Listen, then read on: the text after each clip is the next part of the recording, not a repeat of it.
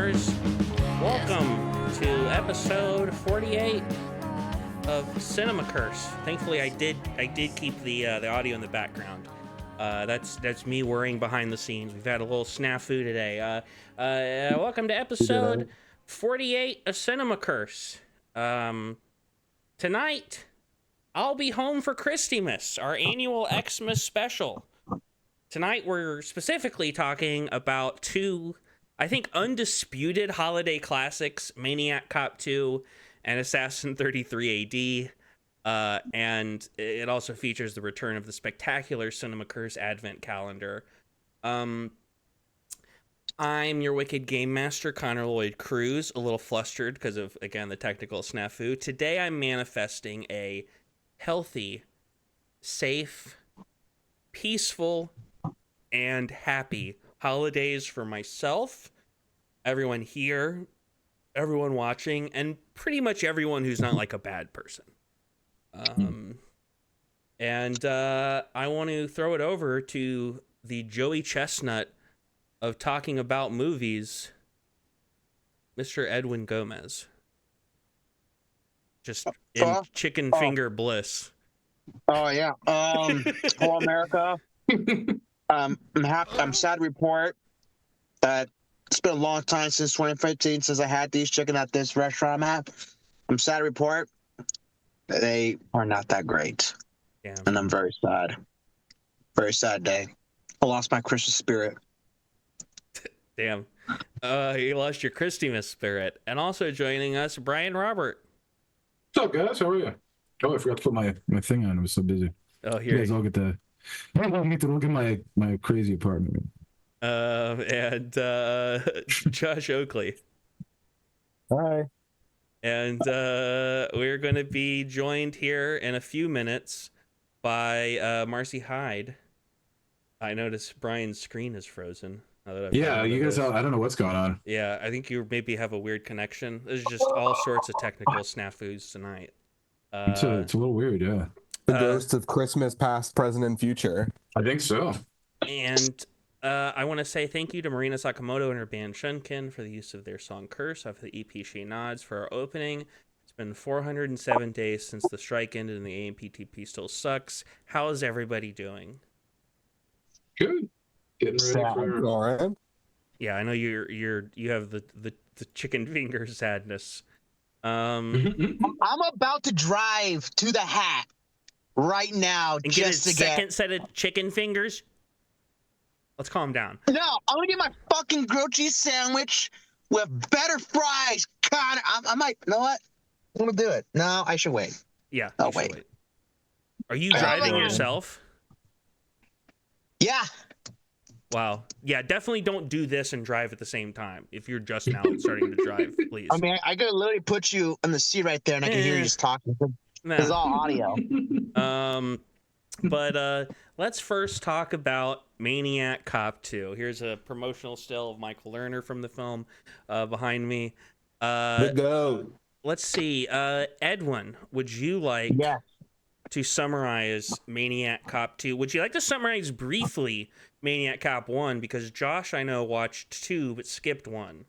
No, I actually managed to have time to watch both. Okay, nice. But then I realized I didn't have to because they 10 minutes of footage in 2 is just the exact same footage from 1. That is true. They were. Can you remind me the cop's name again? The Maniac Cop. What's his name again? Robert Zadar. Yeah, but his character's name. Matt LaBelle. Cop. Maniac Cop.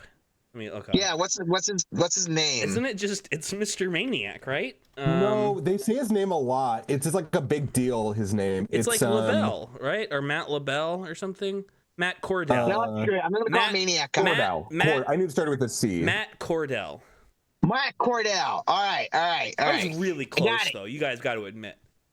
You were. Got it. Okay, here we go. Maniac Cop. A vengeful cop out to take on crime.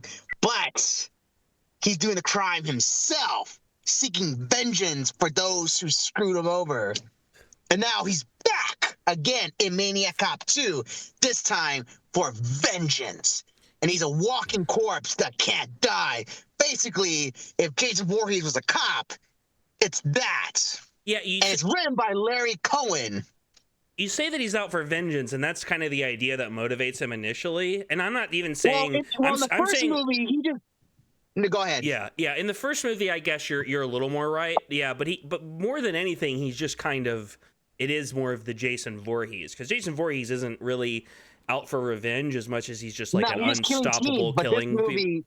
And yeah, but this character, which I love a lot, because for an undead person, like Jason, who just outright just kills anyone that comes his way, but this particular person has a motive, has a plan, and just killing what needs to be killed to seek his revenge. And I gotta say, the first two Maniac Cop movies are solid, but Maniac Cop 2 is a Christmas movie. Yeah, I would say it's not that Christmassy compared to.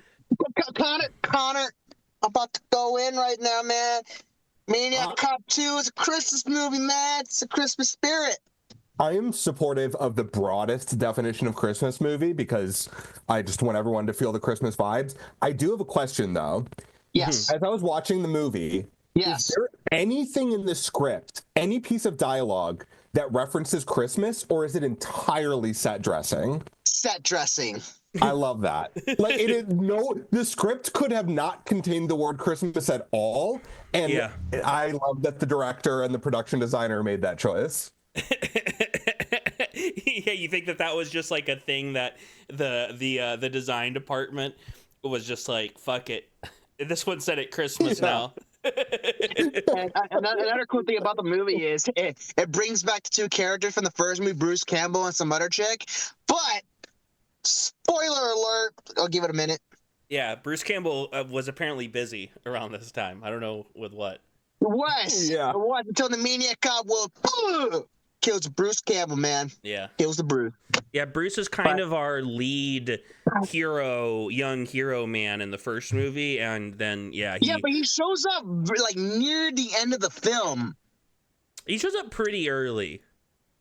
I mean, you sure? Because it's Tom Atkins for the majority of it until Bruce Campbell comes in. Bruce Campbell doesn't come in until I would say the second act, but he comes in early in the second act. Yeah, that's why. Yeah.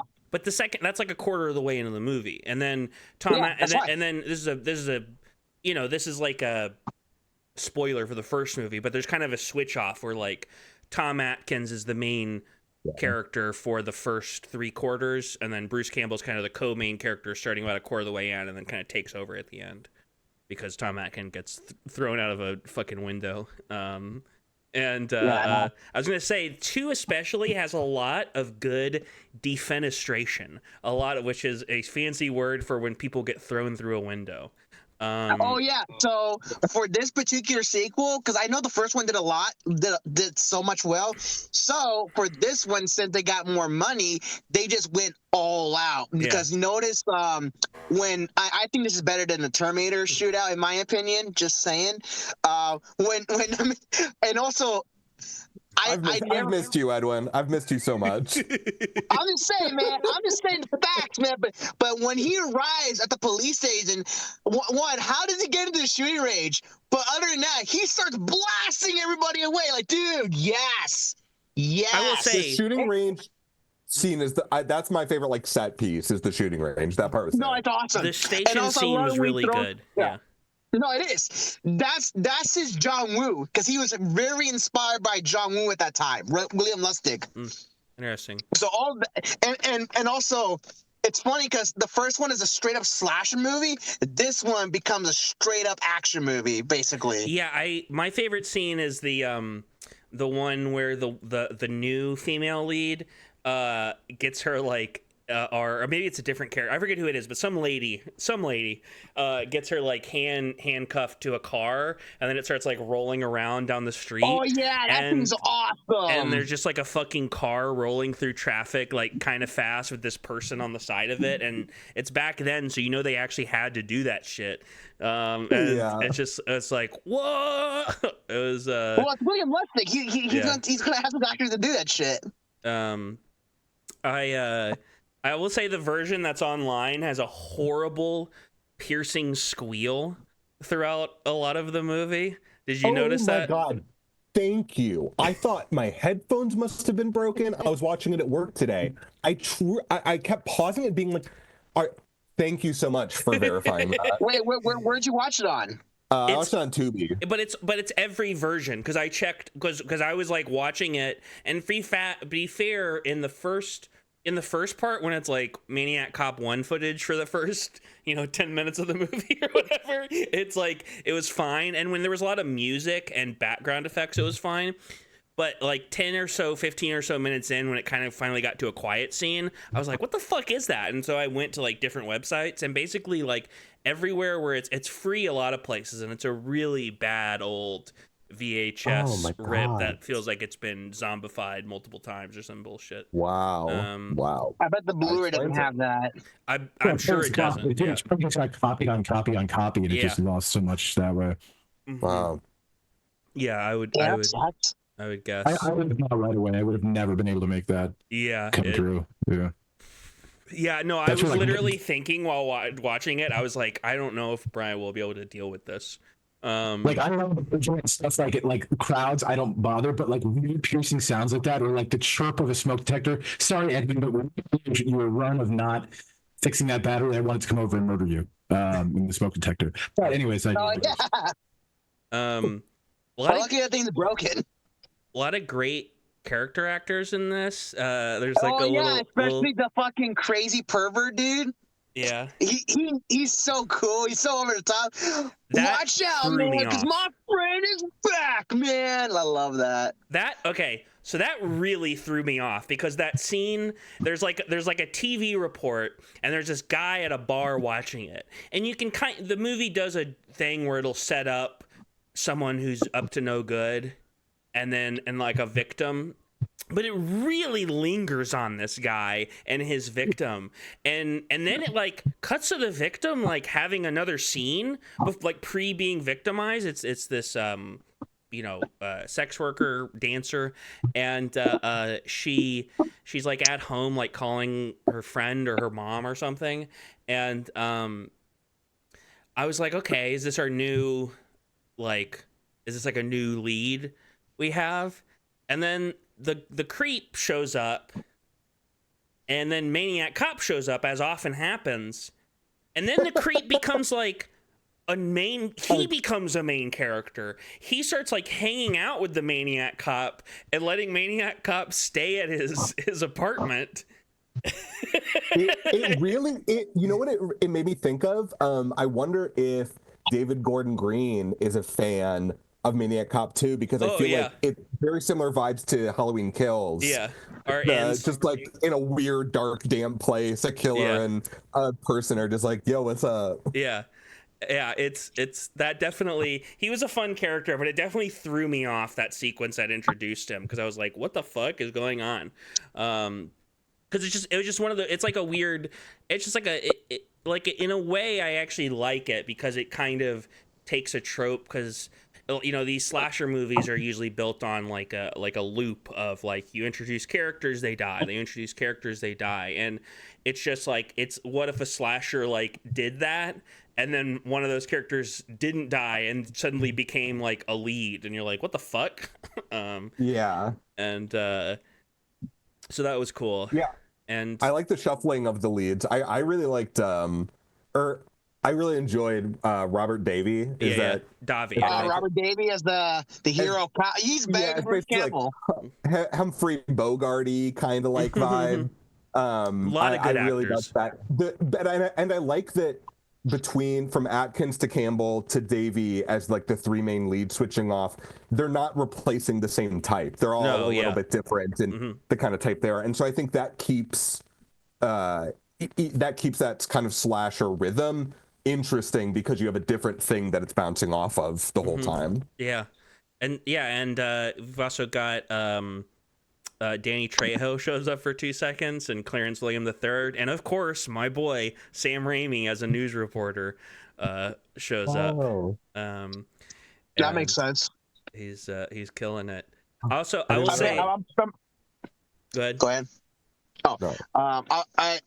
I feel like he was hanging around with Bill Lustig because those two guys are like top tier horror directors, and I'm pretty sure they came off the same time as Evil Dead, since Maniac was 80, and then probably the same time Evil Dead came out, which is 81. So they must have had a cross paths with each other, most likely.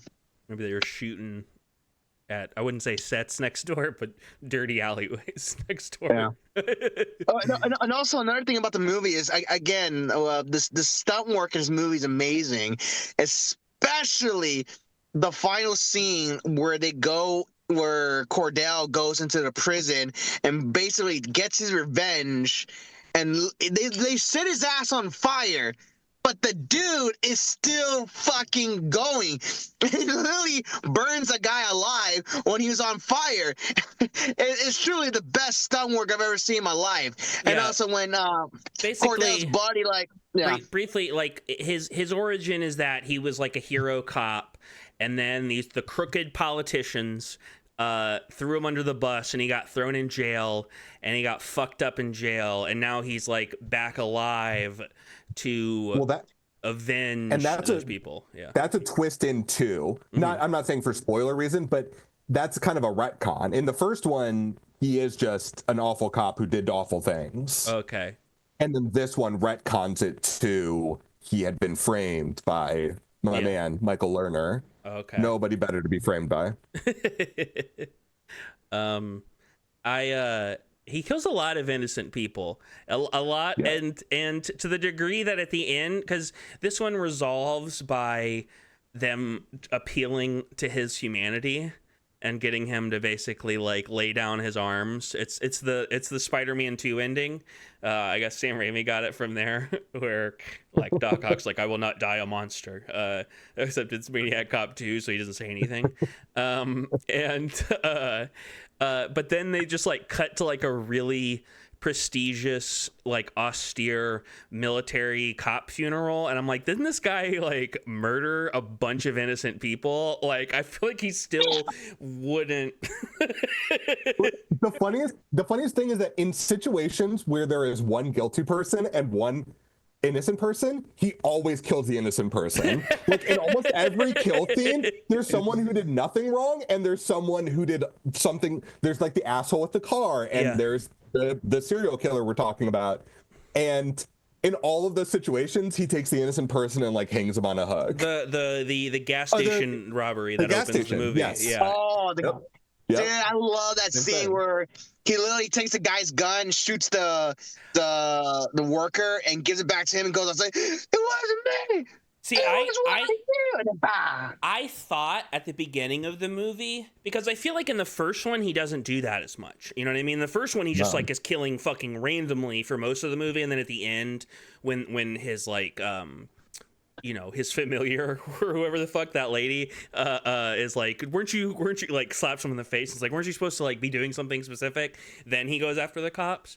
And in this one, I thought the idea was going to be that he would get into these situations, kill the innocent person, and jet out of there to make it look like the fucked up thing happened because of the other person. I thought that was going to be like the point of why he was doing everything like that. But I guess not. I guess it isn't that. It's extra funny because he has the line, the main detective has the line at one point where he's like, he does everything for a reason. And it's like, I sure don't think he does. I'm pretty positive he doesn't. He's a weird guy to say that about. Yeah, he does a lot of things because he feels like murdering people. Yeah. And then of course, like all great pieces of cinema, the movie ends with a rap song about Maniac Cop. No, of course. I mean, it's the 90s. What do you expect? What do you expect? I had seen that somewhere. I can't remember if you texted it or I saw it on Letterboxd, and I still was not prepared for how you're never prepared. Like it's literally like the recap song with this one line. Maniac Cop 2 is here. He's gonna beat up some more people now. Basically, but better than that. Not honestly, not much. set him on. Okay, so they were talking about how he's immortal, and they say, set him on fire. I shoot him with an Uzi, but he'll show up in your jacuzzi. Hell yeah. Where's the no jacuzzis in the movies? I mean, it's Christmas. It's Christmas in New York. It's too cold. I noticed Marcy Hyde. Heidi, you're here. Hello. Or is she trying to... Can you hear me? Yeah. Are you trying to figure out your stuff? Oh, perfect. Cool. A little bit. Okay, awesome. Okay, I love your background. Great background. Oh, thank you. But yeah, do we have a ton more thoughts about Maniac Cop 2? Those were all mine. I got one, maybe two. Okay, shoot. Maybe three. I'll be quick. I'll be brief about it, Connor. Go off, King. All right. Maniac Cop 2. Is it a Christmas masterpiece? It could be. Does it have great shootouts better than the first Terminator? It possibly is. Does it have the most kills? Fucking A, it does. And also, I keep telling this to everyone, you know how bad guys get, shot or fall. No, it has two things. It has falling and explosions. What does the Maniac Cop happen? Fucking blows up in a fucking bus. Boom! Ah, gone. But no, he comes back from the dead again. Grab his shield. Edwin, next year, have you seen the movie Stone Cold? I think I have the VHS. So you haven't watched it? No, I might have it in my cinephile. Next year, we have to do an episode where you watch that because you're gonna love that movie. Like it's gonna blow your mind. It's got Lance Henriksen, man. It's got Henriksen. Henriksen. But let's move on briefly to our two sub-featured films. Well, one, it's the Christy-mas season, so of course we have to briefly talk about Christy, Santa's first female reindeer, a tradition at Monday night movie night, which is the movie night I do with my friends every Monday. We've been watching this every year since the pandemic, so this is what, the 5th year in a row. I couldn't believe it. We were like logging the 5th time seeing this goddamn thing. Yeah, I couldn't believe it. It's an 80-minute movie. The first 60 minutes consists of it's a multi-story. It's like the bad Crash, not the cool Cronenberg one with sex and cars, but the shitty one. But instead of it being about like racism and stuff, it's about a bunch of people at the North Pole. There's Tanglefoot, who's behind me. Well, I'll get into this motherfucker in a second. And there's Jack Frost, and of course there's Christy, Santa's first female reindeer, who is being trained to bring Christmas to the animals. And it's a musical, and it's a special effects extravaganza, and then the last 20 minutes is drunk Santa interacts with essentially wild animals. And it's a family classic, and it's on YouTube. I would not say watch it alone, but watch it with some friends and family, maybe some eggnog. It's we had a new viewer this year who couldn't make it, I think, for the whole thing tonight, but Casey, who's been on the show before, he wrote me his thoughts. He said, good original songs, much better than the other things in the movie. And then he also said that he wants to eat peanut butter pine cones, which is a part of, there's a famous sequence in the film where Mrs. Claus and her elves are dipping pine cones in peanut butter. I guess it's and just a cutaway. It's a cutaway to silence. Like they just do it. The reason why? Yeah, just like we're gonna cut to them. Just it's like in Twin Peaks: The Return, like the peanut sweeping shot. Essentially, it's just like this wide shot of business happening in the background. I love Tanglefoot's. I think my favorite bit to do every year. So Tanglefoot's a Yeti. He's pictured behind me. Audio only people, you're missing out. He is, whenever he shows up, all of the elves are just like, Tanglefoot! They don't say these words, but the tone of how they talk about him is like, Tanglefoot, you big fuck up. I just wish you would kill yourself. But of course, they're saying, like, Tanglefoot, get out of here. And it makes me laugh every time to make jokes about that. And also, if anyone watches this based off of this, tell me what the timeline is, because that's also one of my favorite bits. Is the movie starts at Christmas, and then we see 5 months later, and then we see 2 days later, which is really important for us to know that in between the one scene and the next scene, that there was a day where I guess other things happened. And then there's like a couple of like month ones. We get like July, August, September, October. And then we get November the next year. What does this mean? It's the next Christmas season about to start? Or does this mean that a year gap, there was like a Christmas we didn't hear about that happened?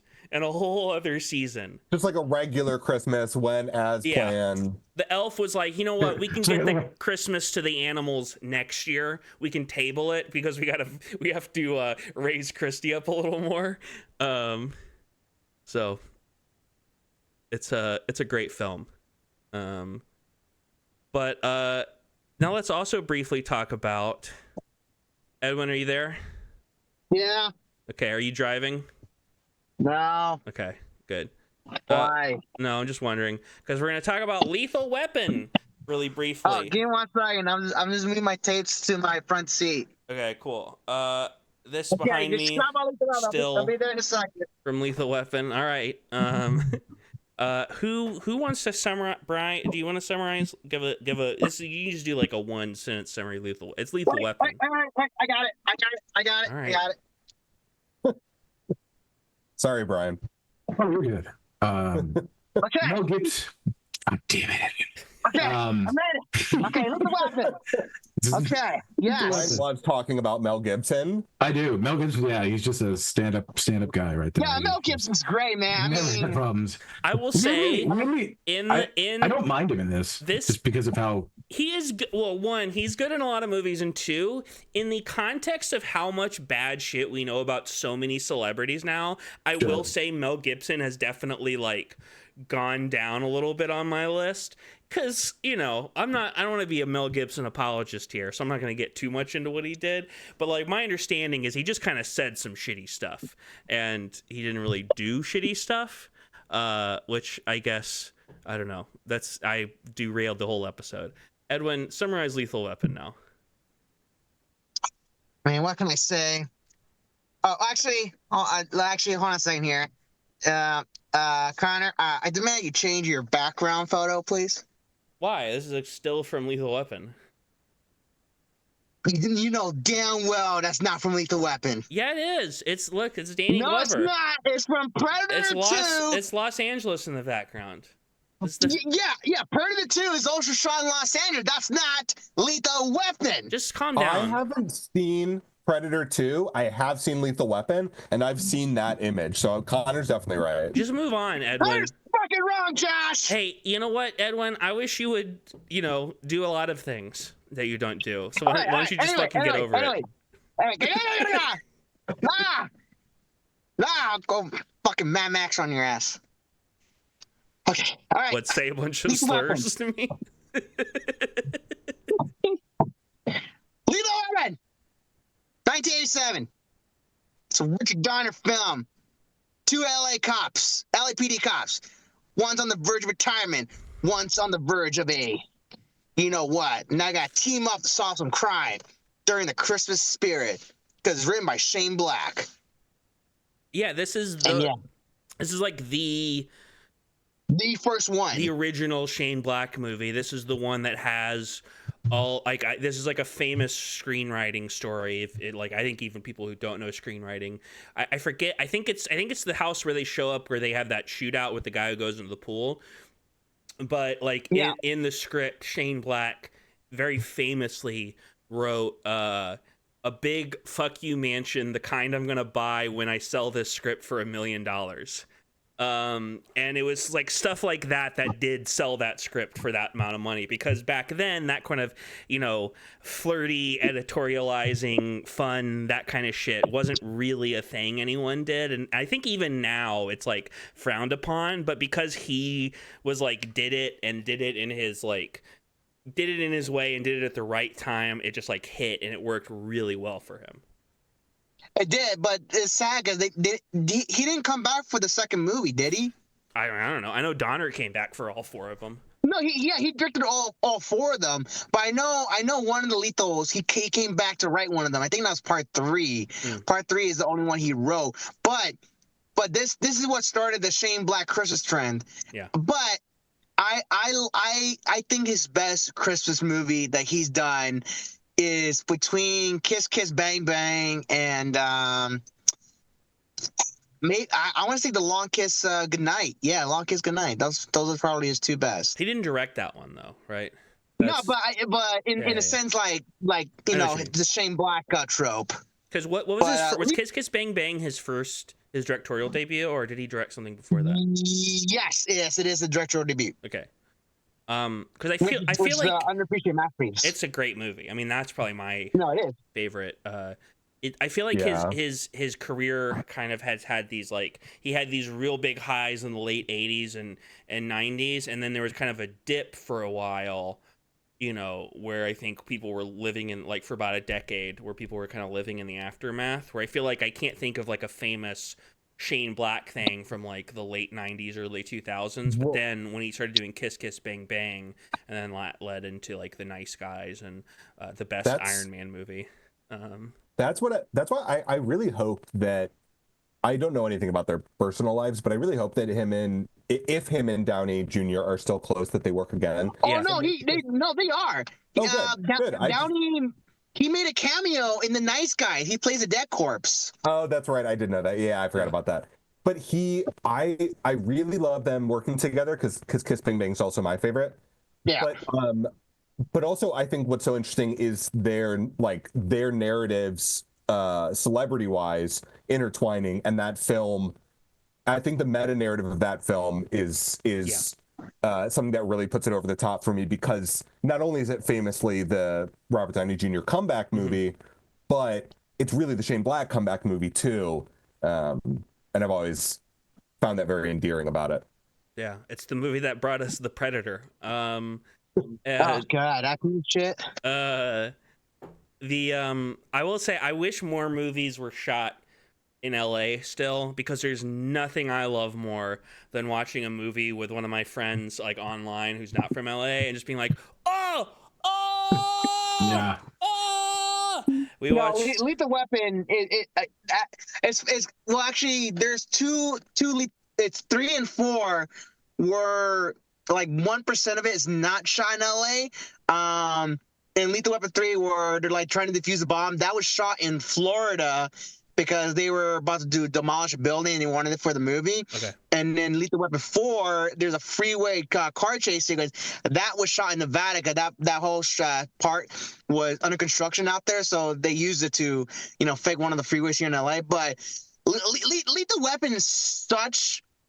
Well, it's not the first buddy cop movie, but it was that movie to bring that vibe back again. It's kind of the Halloween of buddy cop movies, in the sense that it's the movie that kind of creates the idea of what it is of that genre going forward, even if it didn't necessarily completely invent it. It's like the movie that codifies it in a way, which I guess would make is 48 Hours Texas Chainsaw Massacre in that equation.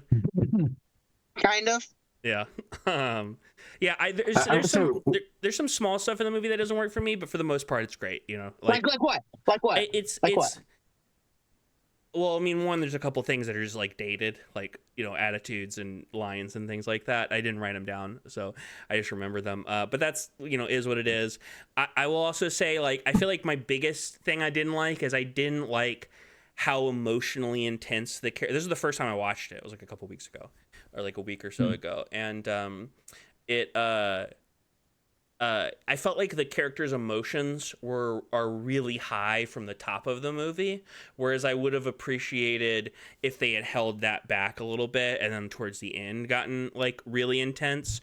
But like there's like certain scenes early on where it's like, okay, like calm down, guys. Like, you know, like I understand how this, and part of that is just from the fact that I've seen so many movies post this that are drawing from it that I think it kind of you know, that hurt it a little bit, but for the most part I thought it was great. Like I really liked it a lot, actually. I was like, Yeah, you better like it.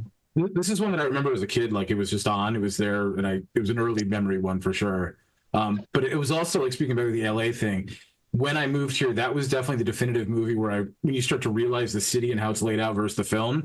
And I remember there's this one scene where they're like on Hollywood Boulevard in front of the Fonda. Oh yeah, and that's like right. they're running. Yeah, Denver was like running, and it's like then all of a sudden they're at the 10, and I'm like, there's no fucking way you can get that from that shot. Like those little moments that you're like that, or like the tree shits like up in North Hollywood, like those random ones that you just pick up on that are great. Yeah, it's like the ultimate for that. Yeah, and there's like that one scene when they buy the hot dog that's like right in front of like the Wiltern, I think. The Wiltern, yeah. It's still there too. Yeah. Yeah, like when they say, you want me to drive? No, I'll drive, you sit. Like, yeah. Hell yeah. I will say Mel Gibson's Aussie accent is kind of all over the place in this movie. Like half the time he sounds pretty good, and then half the time it doesn't sound like he's trying at all. Well, that's why I think this is the second or no. What was his first? No, his first American movie was The River, where he played like a Southern guy. His accent there, he kind of pulled it off really good. But Regional I think accents are easier to do than like a vague accent, I think. No, yeah. So I think this is the movie where he had to like, you know, go more out into it. I think this was his second American movie. And yeah, and then it's so funny because they kind of parried it. They made fun of it in an episode of Always Sunny in Philadelphia. Oh, okay. That's how I saw the movie. Yeah. That's the only version I've seen. I mean, it's sad that they took it down, but for obvious reason. But that's some of the funniest shit ever. They got those two characters spot on, but what they did was like, okay, but still, it was still funny though. I mean, come on, it was funny. It was funny. Well, is that enough Lethal Weapon talk? Because I've got an itching talk about Assassin 33 AD. There's a good screenshot behind I me. just literally want all Heidi on this because I've seen it twice, and yeah, this was Heidi's. Just can't wait to see what a new first impression. Edwin, I want you to pay attention to this movie that we're about to talk about too, because I'll try. I think you would find the movie interesting at the very least compared to some of the. I'll give my best shot, Coach. Can you, Heidi? Can you give a brief? You can make it as brief as you want. Summary of Assassin 33 AD. It kind of felt like 3 different movies smushed into one to make an almost movie. Mm-hmm. It started with Heidi Montag doing a weird British accent and dying in a crash. Yeah. Her husband is traumatized. And the family. There he is. Yeah, recovering because he survives. Their daughters do not. This movie doesn't have a Wikipedia page for me to reference. Because of this, he's really pissed at God. Yeah, this guy is kind of our deuteragonist or secondary protagonist who, you know, is sort of there. Yeah. I don't know what the group that he's like in. Is it CIA or FBI or something? It's like mercenaries some sort of something. Yeah. Oh, mercenary group. Okay, and well, he's godly, so it's probably not mercenaries. Actually, he's all about Jesus. Oh, okay. Okay. So this is more of an military Easter group. movie than a Christmas movie. Yeah, it's a Christian movie over. Yeah. And that's kind of it. This is like a Monday night movie night. We watched this years ago for our first year. Every year we've watched a weirdo Christian movie, not a weirdo Christmas movie. Only one of our weirdo Christian movies has also been a Christmas movie, which was Kirk Cameron Saving Christmas. Yeah, what a nightmare. And but this was like this year we're doing a classics series where every month or so we're gonna revisit one of our favorite movies that we haven't watched in a while, and we did this one. Oh, this one was. Yeah, and I gotta say it lived up. Like it's pretty fun. It's a really fun good bad movie. That was just the first 5 minutes that I described. I didn't even get into the meat and potatoes. Yeah, suddenly we're switched over to new characters and they're scientists, but they're studying to become scientists. Yeah. Oh yeah, because we have to introduce that they're a love interest. Yeah, and they meet in college. The main character's name, and this isn't a joke, is Ram Goldstein. In three parentheses around it. Which that got a lot of jokes. I remember they show his parents at one point, and Paul was like, "Oh, look, it's Ari and Ruth." But Heidi, do you want to keep going? Sure. So Ram meets his Christian future girlfriend wife in college, and then they become scientists together, where he learns how to develop teleportation, or he's trying to figure out how to develop teleportation. Yeah. Turns out the people that are funding this project are a group of Muslims. Specifically Muslim terrorists. That's a big deal. The movie does try to make does try to have its cake and eat it too by at one point being like, normal Muslims wouldn't want this, but this extremist guy, the extremist group, yeah.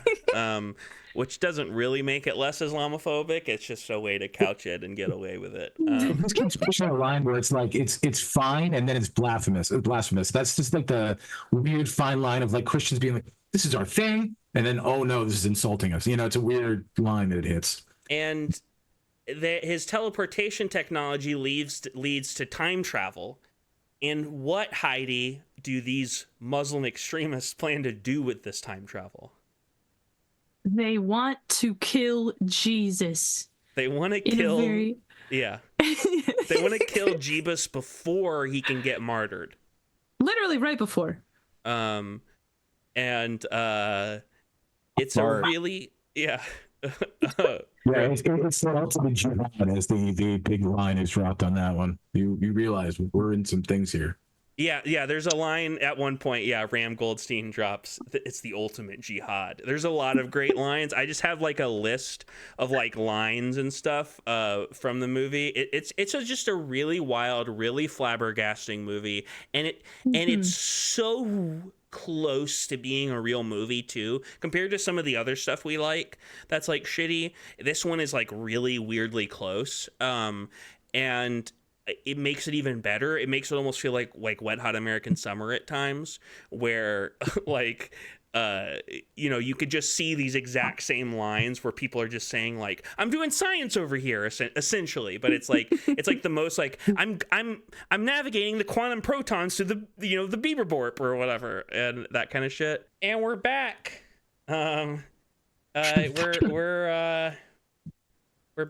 We're back, baby. My internet decided to turn off. They said no more internet for you tonight.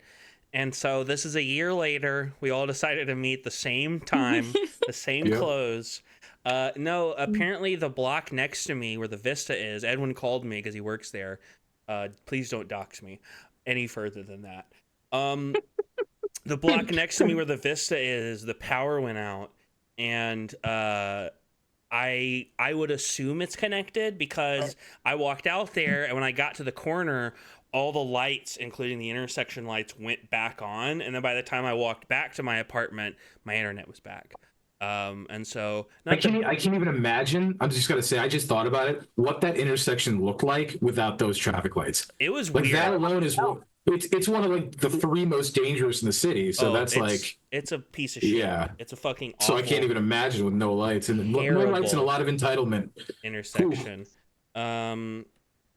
But Josh is going to rejoin us shortly, but I'm just going to pick up basically right where I was.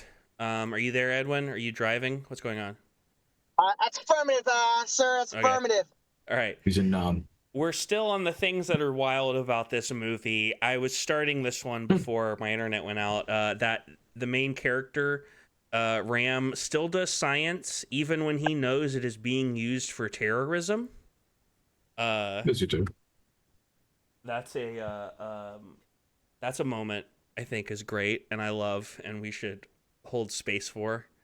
As he was thrilled on the scientific aspect. He was so happy that he discovered it. It was the Jurassic Park thing, you know. He was, you know, the Jurassic Park quote about science, Edwin. Life. No, not that find one. a way. Oh, which one? Whether they could, whether they should. Oh, I mean like DNA splicing and shit like that? Yeah. You mean with the fucking gene animated cartoon shit? No, it's the line. I'll just say it. It's the line. I forget. I'm. This is verbatim, but it's the one where he's like, "Your scientists were so preoccupied with whether they could do something, they didn't think about whether they should do something," and that's basically that's what Ram Goldstein's got going on. It's true. I like that Jesus, when he sees people from the future, doesn't really react to them. Not at all. At all. He'd seen some weird shit before. Yeah, he's just like, I oh, guess it's just that's true. Thursday. You would think he would have like some amount of reaction. Yeah. Like the best. Holy shit. What's going on? I stumble upon a cool house Christmas decoration. That's wow. Okay, well, don't dox somebody. Is it Christian? It's got a God bless thing in there, and you can't dox anybody. We don't know who lives there, so it's just it's tourism. It's like two white people in there, and then now we get into that territory, but you know. Wow, this street's does anybody know two white people? Actually, yeah.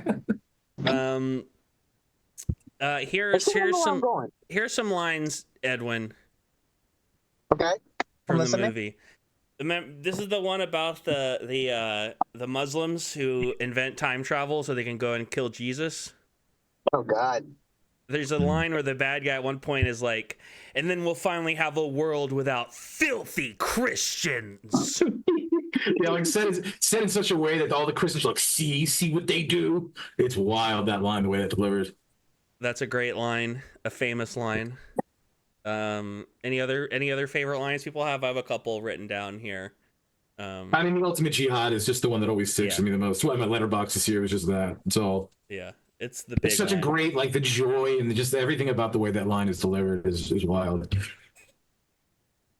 And the other thing too, we got to talk about like. There's a super violent moment, like I'm sorry, spoiler, whatever. Like when the parents are, getting executed over there. There is some like the gunshot. That's like an intense scene. Yeah, like the blood, and it actually like they go for it, and then it seems like the rest of the movie they did it all in that one. So like narratively, the movie. What's interesting about the movie? What Heidi, you were saying earlier about it feeling like three movies. I think part of that is because. Essentially, and the closest thing I could compare it to is like Rick and Morty, because these realities, but timelines instead of realities, which are essentially the same thing. But and because the main character we start with is not the main character we end with. It's like the third version of that character. There's the first version of the character that's been spoken to, who by himself. Who we like follow for the first like third of the movie, and then that character seemingly dies, and then we follow this second version of the character for most of the rest of the movie, and then he dies at the end, and then the actual ending of the movie is a third version of the character. Who I guess has somehow has the same arc knowledge that the other two versions of him had. The first two versions, I will say, aren't like the most different. they start to go off the rails where they just are like, we don't care anymore with like who's where, what the, it just sort of loses that. They're really not thinking about the implications. They're not thinking about the prestige of it all. The like, which version of this are you? You know what I mean? Because like, it was just a shooting day. Like if somebody tells me that I'm going to be cloned, I'm going to be killed, but then I'll be brought back from a clone. That's not me. Like that's what I believe at least. So like this version of me. Sixth Day where Arnold's a clone, whether he knows he's a clone within the clone. What's going on? What are you saying? The Sixth Day, cloning, clone. It's actually that's like Moon. The whole premise of Moon basically it does that. Oh, I love that movie. Moon's so cool. Such a good movie. I assume Mickey 17 next year is gonna. Yeah, totally. So. Yeah, that's gonna be awesome. That was good. Yeah. Bong Rise. Bong Rise, he's ready. I mean, honestly, I'm glad he took this much time too. Like, it's good because it's like such a different. Different in a way that I think like isn't going to be. It's like 5.5 years later, right? Totally, yeah. Yeah, Parasite was 2019, so. Yeah. Let's talk about Fez, who's behind Heidi, in the video version. Do you want to explain him, Heidi?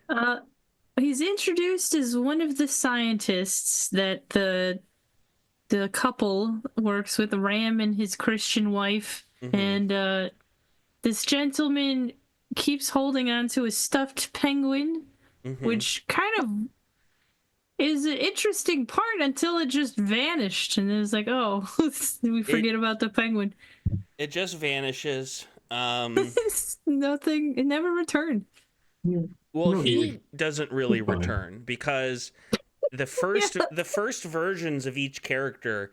So there's Ram, there's his girlfriend, there's Fez, and then there's I'm sorry to do this, but Black Guy, the fourth one. Well, I mean, the way that was cast, I mean, it was very like, okay, we're gonna do a bunch of stereotypical 100%. Things all over the movie. Yeah, it's not the worst thing. It's not like Dungeons and Dragons, movie from the 90s, like that level bad. It could have been way worse. Actually, I think a lot of the stuff could have been way worse, and I think in some ways that makes the movie funnier.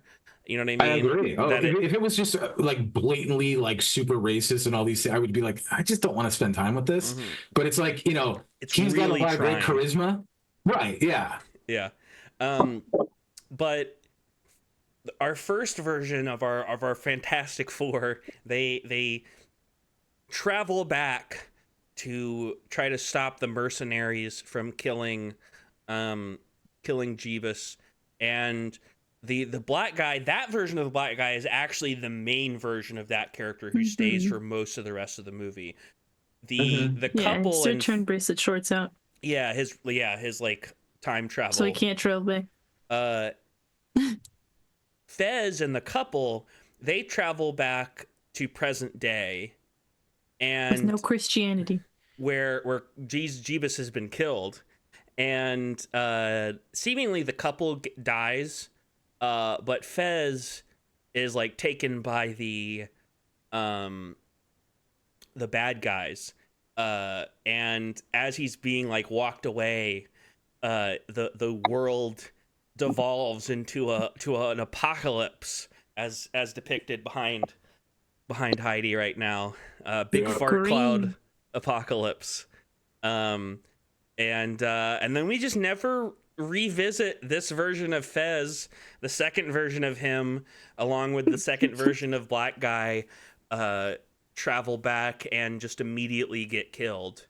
And the second version of Ram and his girlfriend survive, a bit longer. The girlfriend dies towards the middle, and then Ram 2 dies at the end. And a new timeline, and a third timeline that has third versions of all these characters.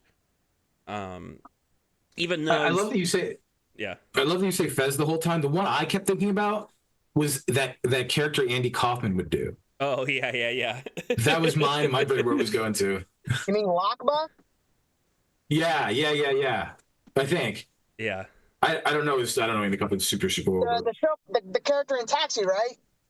Yes, thank you. Yeah, definitely. Yeah, exactly. Yeah, he talks like, thank you very much. Yeah, it kind of reminded me very much. I didn't love want to do all that. He hated that character a lot, but it is what it is. I love that major characters become key players in the story of the Bible. So, for instance, Ram discovers as he's dying, he asks Ram 2 as he's dying asks girlfriend 3 to use your Bible app to read me what happened, and she pulls out iDisciple and reads to him an event from the Bible that we saw him just be a part of. And similarly, the more famous two examples, I would say, because that's the story that Ram becomes a part of. I don't fucking know about, and I was raised in like a very Christian household. The other two stories I know though, because they're pretty famous Easter stories. The black guy becomes the guy who helps Jeebus hold the cross for a little while, because it's like a famous beat. What was that? His name's Simon. His name is Simon. Is his name Simon in the Bible? Okay. I think so. And so his character's name is Simon then too, right? Mm-hmm. Okay. Well, I'll start calling him Simon. Yeah, the right name. Yeah. Instead of black guy. Yeah. And two of the mercenaries become the two thieves on either side of Jesus. Hey, and Josh has joined us. I'm glad, so you can hear a couple of these last bits of information about Assassin 33 AD, because you just missed a whole lot of middle stuff where we talked about how there's like 3 different versions of each character because they keep dying like Rick and Morty and just going to a new timeline. I love the scene where Ram 2 is just like on the ground yelling at Jesus like, you didn't do anything, as he's like dying on the cross. Is a really he was so mad, like just so mad. And specifically one of the mercenaries, the one of the mercenaries that the one he doesn't like, the one that isn't the deuteragonist who's behind me, the other one, Sabir, tries to interject, and the main character just like turns to him and is like, shut up, Sabir, and then goes back like to yelling. Buddies, and that was the limit of the day. You've maxed me. It's so good. And I love the part where one of the characters says, all this historical stuff is incredibly accurate when they're back in time, which that's great. That might be the actually most religious fundamentalist line in the movie. You know what I mean? Like, in a weird way. Oh, yeah. Because it's kind of like, it's being like, no, the Bible literally happened. All this stuff actually literally happened exactly. Right. I love the scene where they're looking for Jesus's tomb, and they're like, hey, it's got to be the tomb. And then they cut, and it's like the big circle tomb and like the 2 Roman guards on either side. It's like, oh, yeah, well, who could have thought? That's the place. Thank God we got here. And 2 other lines, two big like action comeback lines our lead has towards the end is one, it's time for my own resurrection. And then when one of the bad guys tries to kill him, this might be my favorite line in the movie. Chronologically speaking, that would be an inaccurate series of events.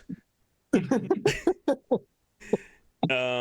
self-validation, which honestly I think that is what Christianity is all about, self-validating enough until we all believe it, I guess.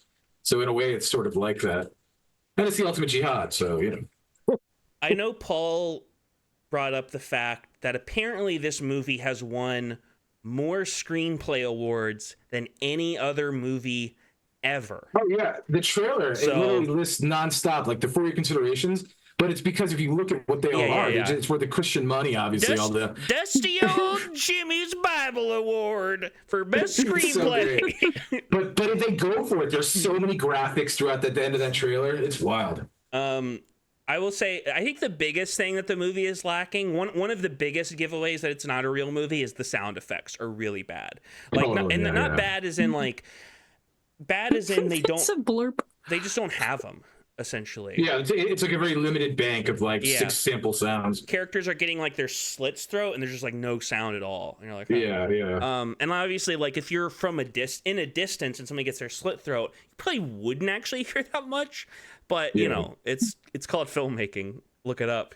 And I did love this grunt sound effect from our main character. This might be a little low, but oh god, yeah, that was the weirdest because it was such a submissive way of the cadence of it. Yeah, the sound, it just did not fit that. And then another great bit in the credits, we reveal that Ram 1 and Girlfriend 1 still survived, and they went back to the future. Well, not back to the future, but for the first time into the future, and they land in this like it's supposed to be like a battlefield, and you see these soldiers taking care of them, and like it's an MCU movie. They name drop the Antichrist. It's it's on par with that Downey scene. You're like, this is starting a whole thing. I mean, this is the beginning of the whole Christian MCU. But yeah, it's a great movie. Watch it with your family. But if anything, just honestly watch the trailer to get like it'll make you want to watch it. Yeah, just because it's like got these things about it where you're just like, how are they doing this? It's a legit, very fun, good bad movie. Like I think it'd be really fun to watch this with a crowd. I think it would like blow the roof off, honestly. Like there's some movies we watch where I'm very angry after we watch them. And this isn't one of them, you know? Well, there's a reason why it's part of the classic series, and right. 80% of those that I'm programming are not to troll my friends. I will say there's probably like a fifth of them in there that are to troll my friends. I was going to say it's not that wide of a margin. Yeah. But and to be fair, I feel like different people, like you, because it's me, Brian, Scott, Paul, our friends Jason and Naira, are like kind of the regulars right now, and it's always a kind of like shifting like sand on who's into what, because because I will say before Assassin, I feel like you were kind of not looking too forward to it, and I think you had a better time revisiting it than you thought. I did. Like, funnily enough, I was kind of more excited for Christy, but the idea of Christy, until I watched it, like, oh, I really don't like this movie. It's not that good at all. Like, and seeing it for the fifth time, this is just like, what am I doing? But yeah, I had fun watching this one again, because again, like you said, it's like a real movie, kind of, you know, and I think that played the help of it. We're essentially there's the McElroy brothers and these Kiwi New Zealand guys who did the worst idea of all time, Guy Montgomery and Tim Batt, I think, do a yearly podcast called Till Death Do Us Blart, where they rewatch Paul Blart Mall Cop 2 every American Thanksgiving and do a podcast about it, and we're basically doing that but with Christy, essentially. Yeah, and totally. No, for sure. That's so funny. Oh, sorry, please. No, go ahead, Josh. Please. There you go. I was just going to say, that's so funny because I was actually thinking that you were basically doing an annual version of The Worst Idea in the World, the Grown Ups 2 podcast. But I didn't realize that there was it's really good. It's worth checking out. The funniest thing, this newest year, this is a mild spoiler, the last couple of years they've been doing them. You can get them on YouTube on video. And the funniest thing is that the three of them who live in America stayed at their home, and the two of them that live in Australia went to Las Vegas to record the episode, which is where Paul Blart Mall Cop 2 is set. And so they have like the hotel in the background, and they're just like, "What's going on? Why aren't you guys here?" Like it was like a 20-hour flight for us. Like it would have been like 3 hours for y'all. Yeah, that's wild. That's such a good bet. But I think it's time to move on. Edwin, you there? Edwin, engage. I want to engage with the teens, and Edwin, I have a couple. Wait, whoa. You're the teens, in my opinion. I'm fucking 26, motherfucker. Whatever, man. I don't see age. I have some questions for you, Edwin. This first one, Scott had basically the same question, so I'm just gonna read my phrasing of it because I liked it better. Fuck you, Scott. What's the difference? Scott, motherfucker. What's the difference between a Christmas movie and a movie set at Christmas, Edwin? You gotta give me more than that. You're just refusing the question? Okay, let me read how Scott worded it, and maybe you'll like that one better. Yes. Are there any requirements for a movie to be considered a Christmas movie, or does it just have to take place at Christmas? it would have to take place during Christmas. Yeah, go ahead. I just want to say I feel like Maniac Cop 2 answers this definitively because, as we said before, there is no detail about the movie that is Christmassy in the slightest, except that there are Christmas trees everywhere. So I think that, and if that is a Christmas movie, which I agree, if it is for you, then I feel like that's the definitive answer. That's all you need. You just need some garland. I will say it can't be just part of a movie. You know what I mean? Unless it's like a really big part. It has to be like a larger fractional part, I think, of the movie. You know, like there are certain movies that are like borderline. I know, like, because like the Harry Potter movies always really emphasize Christmas. Those would show on TV sometimes, and those are like, I never bought that. I was never, even before I kind of turned against the franchise, I was never into the idea of them as Christmas movies. Just because of the cursed child. You just didn't, you thought it was bad. No other reasons. Edwin, what's your favorite Christmas movie?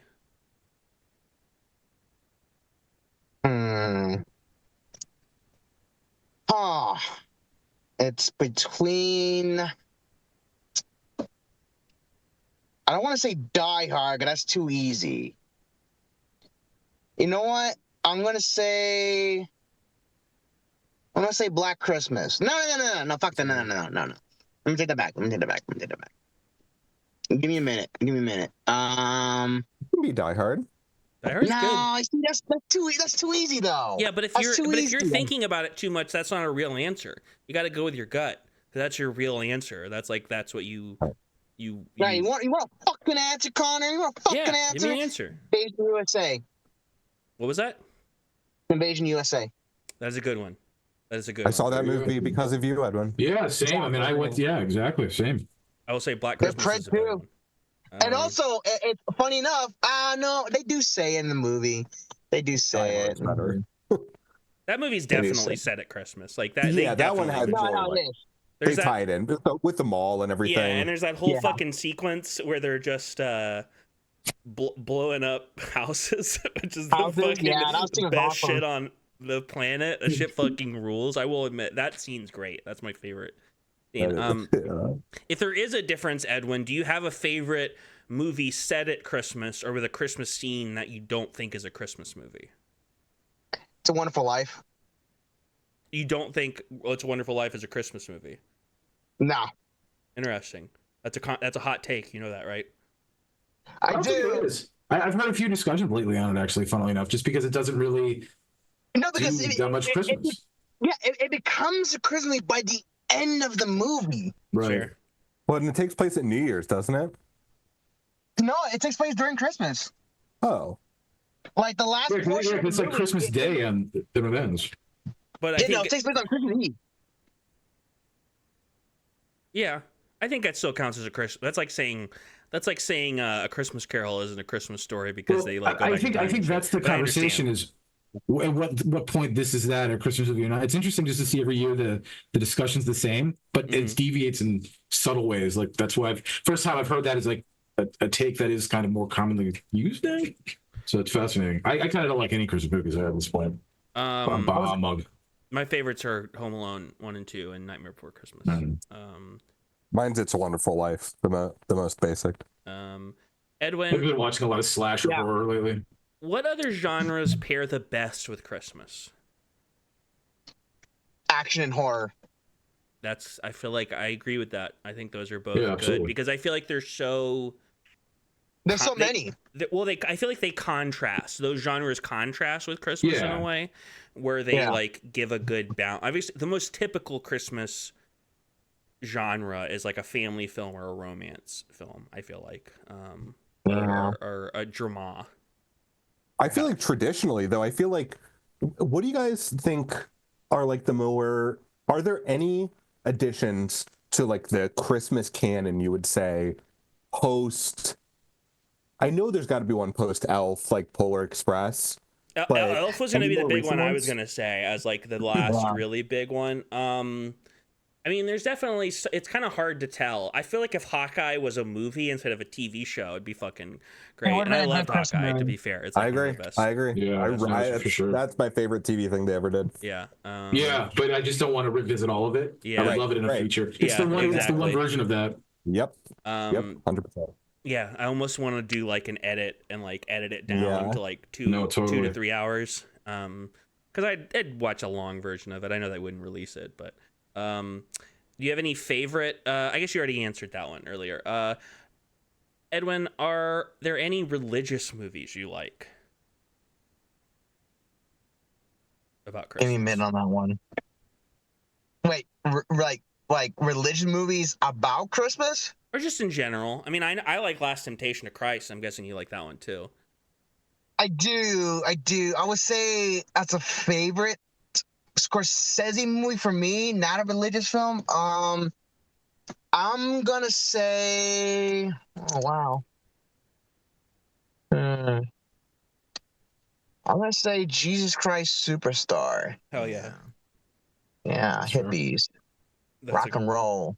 That's a great one. And then I had well, does anybody here have a question about Christmas movies they would like to ask Edwin, the Oracle?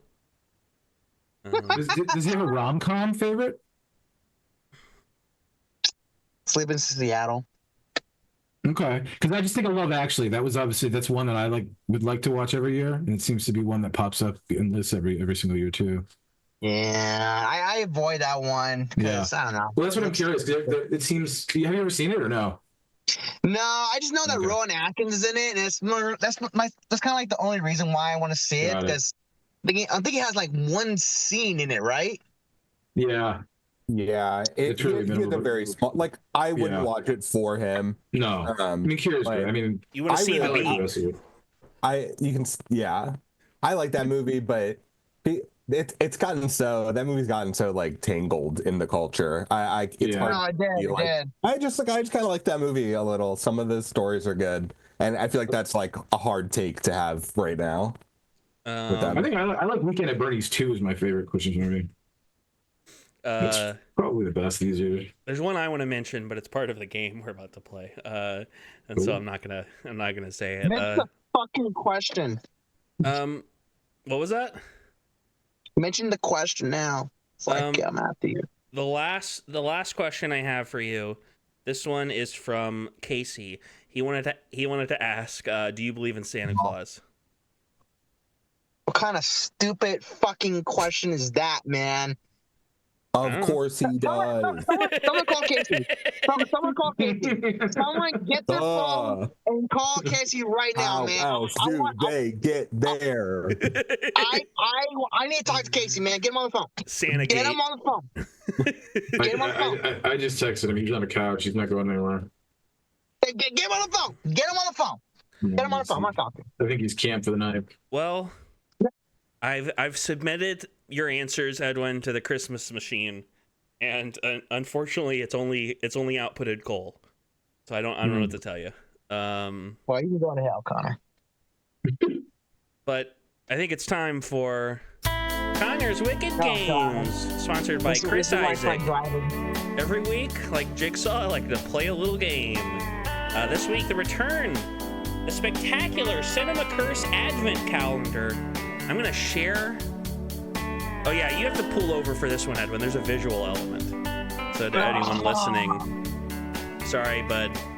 I want to go to the Fog House Church. I mean, It's bullshit. Sorry, bro. What is happening here? I'm sharing a screen. I'm gonna go over here. Can anyone see the grid? Yes. No. Yes. You'll go last, Edwin. So, oh look, Josh has sparkles. I didn't mean to. I just did this and then. This is a very similar but a bit different from last year. I'm gonna show y'all an advent calendar that I've made. You do not have to pick them in order, unlike a normal advent calendar. You guys will take turns opening doors. Behind each door is a clue and a picture that indicates one of the movies featured this year on Cinema Curse. What does featured mean? It means like the title of the movie, or at least some version of it, is featured in the title of the episode. Like if you go on YouTube, there's like one or two edge cases here, but I've noted them actually. Most of these are new movies that came out this year. There's a few older movies we featured on specials about just like older movies or whatever. A few of these are from Twin Peaks Club, but none of them have the same answer. And a couple movies are from the end of last year, or like Oscar movies that we didn't cover till the beginning of this year. Roughly half the clues are worth 1 point. Most of the rest are worth 2. A few are 3. And there are also some coals on the board, so that cause you to lose a turn. So watch out.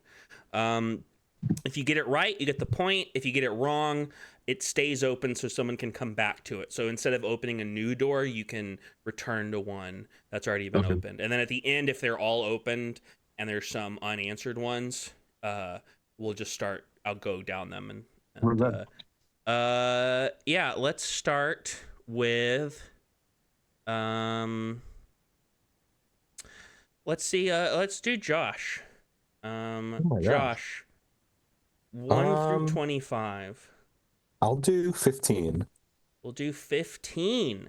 15. And when I reveal the image, I will reveal it, and then I will say what it is. If it's cold, then we'll deal with that. But if it's not, I would like you to describe the image you're seeing. Okay. And so, okay, 15. The clue here is decking the halls with green and pink, and I will zoom in. It's Twin Peaks, right? Mm-hmm. The image. Is it some kind of Twin Peaks? Like, is it like a shit post? Or is it an actual image from the show? I can't tell. This is an image from the show. I will describe what this image is. It is from the end of the it is Audrey and Dr. Jacoby and Jerry Horn in Civil War clothing leaning over the body of Ben Horn, also in Civil War clothing. If I said what the scene was about, it would give it away. Give you away. That's a good soundbite. Man. Is this some season 2 bullshit? It is season 2 bullshit, yeah. Yeah. Oh, yeah. This is absolutely during the. Of course it is. This is the most exciting part of the bullshit part. Oh, jeez. There you go, Connor. Is it Civil War? It is not. I'm sorry. That is a good guess, though. Brian, your turn. Do you want to open a new one, or this one's worth 1 point, by the way? Or do you have a guess for that one? Yeah, I'm gonna open a new one. Okay. What do you want to go with? Go 9. 9. 9. All right. This one's worth 2 points. And so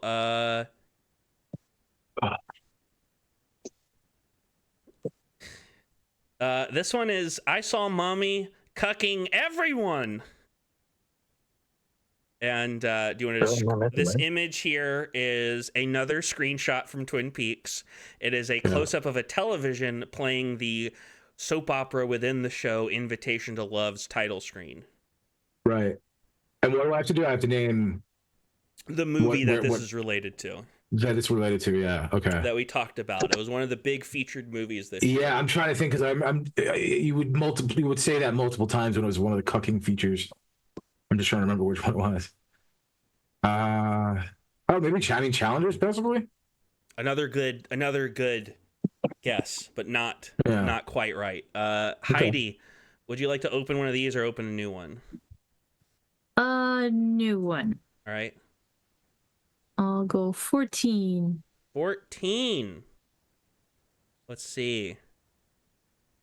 14.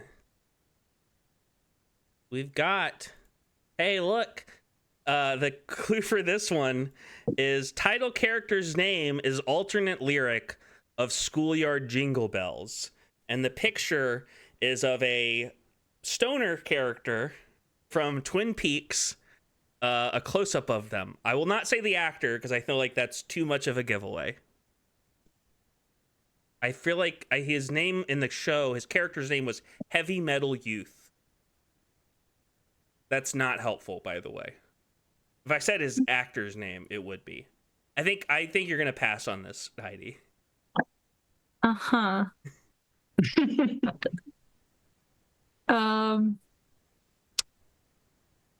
Yeah.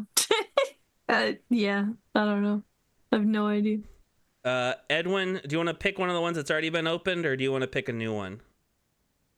What are my options? You got to look at the board.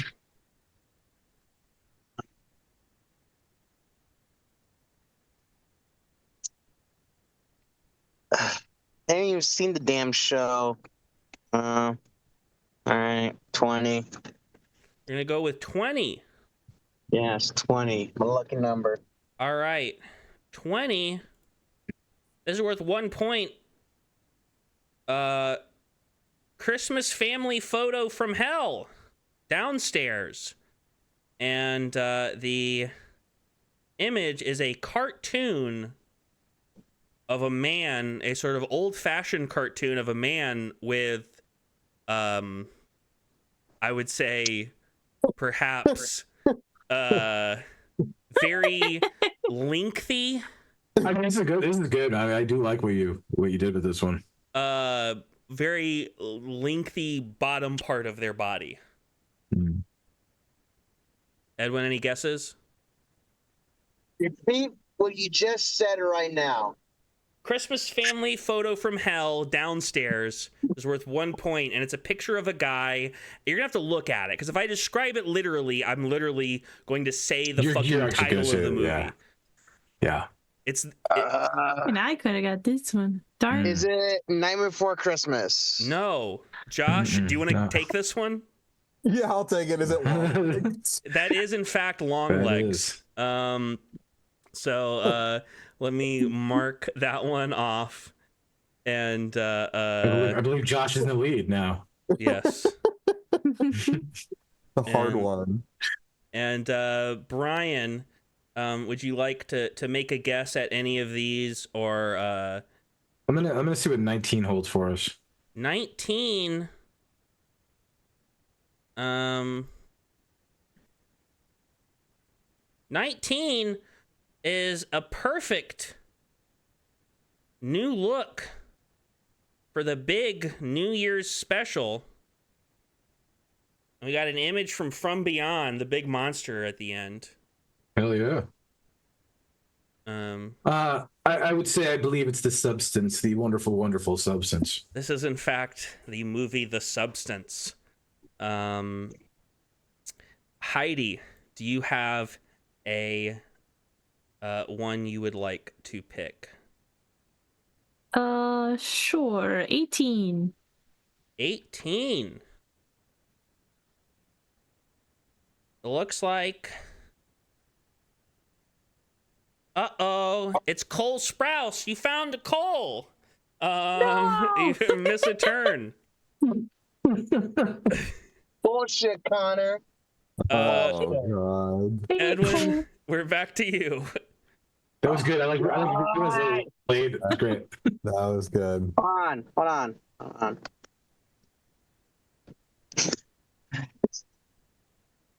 25. 25. Oh, okay. 25. This one is Her Tree Connects Us All. This is worth 1 point. And in the image, again from Twin Peaks, we see Donna Hayward young teen Donna Hayward talking to her mom, who is in a wheelchair. Any guesses on this one, Edwin? Worth 1 point. Others? Nope. Josh, do you want to just cleaning up scraps? It feels a little unfair. Madame Web. That is, in fact, Madame Web. Correct. People shit about that movie. Yeah. Her web connects us all. Yeah, Her web connects us all, bro. I don't know what you don't understand about that. Brian. Where have you been? Pepsi. Let's go with number 11. 11. Let's see what we got under 11.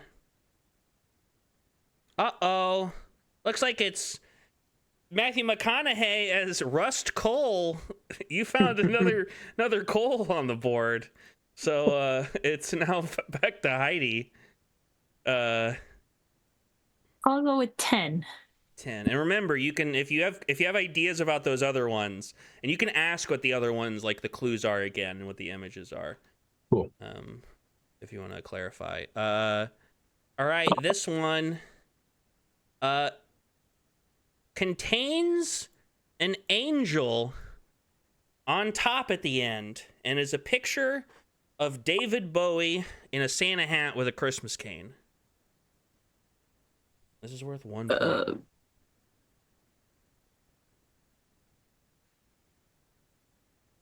Angel at the end. Red one?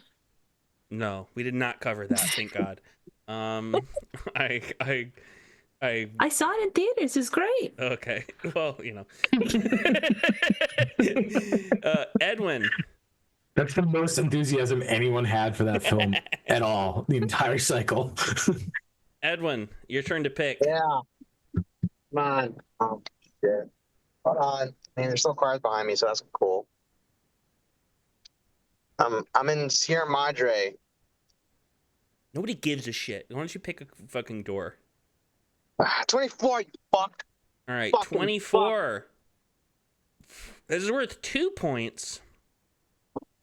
And the clue is Memorial Day to Christmas. And the picture is of the mayor of Twin Peaks with kisses all over his face and the young ingenue, Lena, sitting on his lap. This doesn't make any sense. It does, though, actually. Wait, can you say the clue again? Yeah, Memorial Day to Christmas. I don't know. John's Revenge. No. Josh?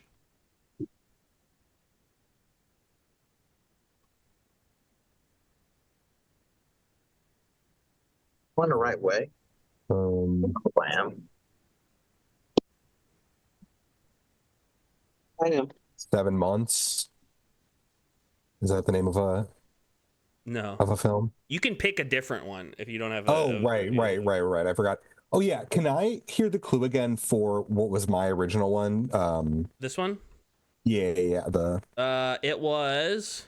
What number is this? 5, 10, 15. Decking the halls green and pink. Is it Wicked? That is Wicked, because that is from the end of the bit in when they end the Civil War bin thing, they do like a Wizard of Oz parody, which is what's going on there. That makes sense. It's funny. Nice. Brian. Let's go with number 7. Number 7. We've got one of only 2 Christmas movies featured on here. That's the clue. That's all the clue you're going to get. Other than this picture of handsome Squidward. And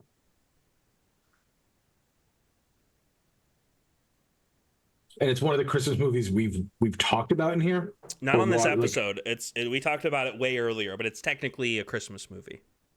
Okay. Have we watched it on a Monday? Can you say that? That I feel like that's too much. But that also tells me something. I'll buy you a little time. I'm guessing. I'm glad you said it was earlier, because I definitely would have guessed that it was Maniac Cop 2. Oh, really? Yeah. Funny old the face. No, I want to. None of the answers are from this episode, I will say. Yeah. Okay. I'm just trying to think what we saw. I just don't watch a lot of Christmas movies. Maybe the Kirk Cameron one I'm just saying things. That's not correct. Heidi? 8. 8. 8. Uh-oh. It's character actor Gary Cole. You've been cold. That's great. Edwin, your turn to pick a door and not understand what I'm saying. Hold on, I'm almost to the church. That's a sentence of Edwin that I just wouldn't cross two things together with. It's a weird juxtaposition. Would you this church is...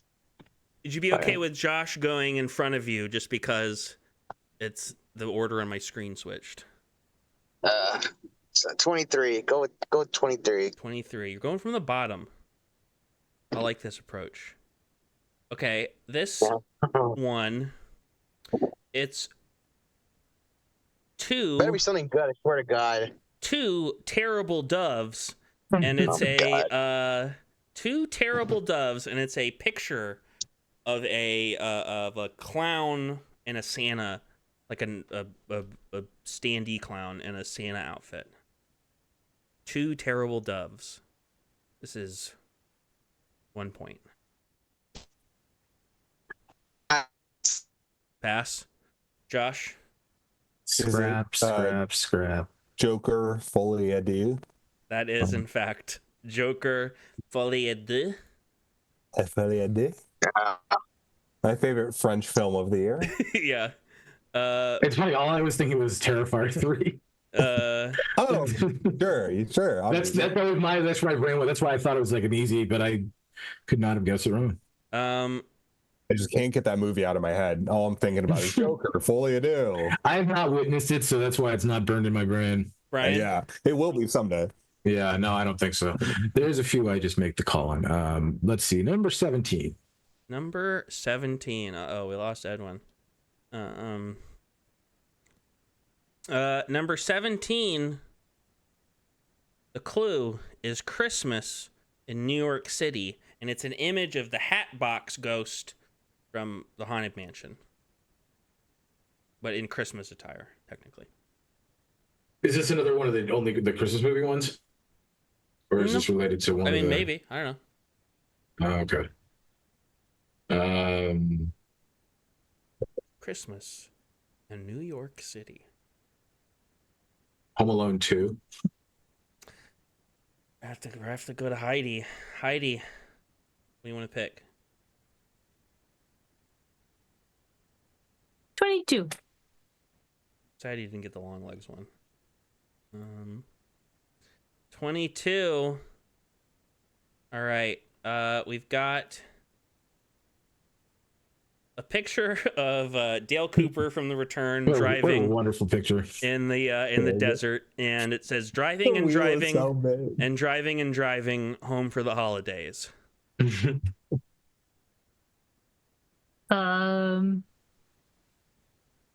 Gladiator 2.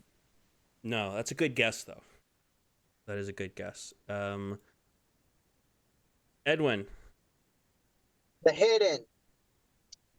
Are you guessing on that one? Yes. Okay, well no. Josh? Well, go to hell. I'll do 16. 16. 16. Those were 3 points. It's awesome. That's weird. It's blank. What's so fucking eerie up here? There's no clue for it. It's just blank. That's some wicked magic over there. Do you know what the answer of it is? This is creepy as hell. Like, Connor, do you know the answer of what it should be? Oh yeah, I know the answer. Or is this the clue? Or are you saying? Yeah, the clue is he's playing one of his wicked games. Oh, copy. I get you. Yeah, I think he's being wicked with the games. There is no clue. I'm having you guys intuit what this one would be.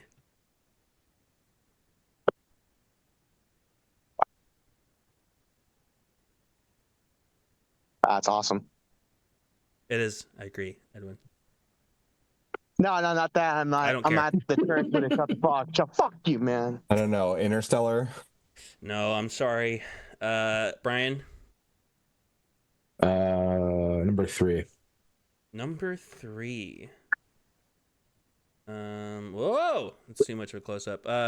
The birth of Jesus's enemy. And it's a picture of, I forget, Isabella Johnny from the movie Possession freaking out. Yeah, yeah. At one point.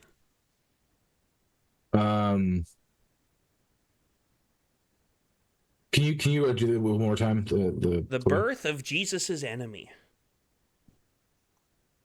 Wow, it's awesome. It is. No, not that. Man, I don't know. Like my brain's not working with it, but Possession's the best thing ever. Heidi? Can you go to the one where it's just the black square? Yeah. What's your guess? Revisit it. The missing pieces? That's a really good guess, but it is not quite correct. Darn it. Edwin. That is really good. And that is a really good guess. You know what, actually, Heidi? I'm going to give that to you because that one represents Twin Peaks as a whole. Yeah, that's what I mean. Like, I represents the show. Have gone to that. Yeah, that's great. Yeah, then yeah. Yeah, so it's just Twin Peaks is the answer for that one. There is, I will say, a more specific answer. Oh my God, yeah. Somewhere. That's a bonus point somewhere. And let me cover that one up. We're back around to you, Edwin. Hold on, I'm taking a picture of the church. Okay. Well, Edwin. What church is this from? Edwin is skipping. Edwin is skipping the his Fog turn. Church, yes. Josh. What was the clue for the Dale Cooper one? It was driving and driving and driving and driving home for Christmas. All right, I'll do number 1. Number 1. We've got the nutmeg is life. And it's a picture of a bunch of nutmeg ground up. This Dune Part 2. This is, in fact, Dune Part 2.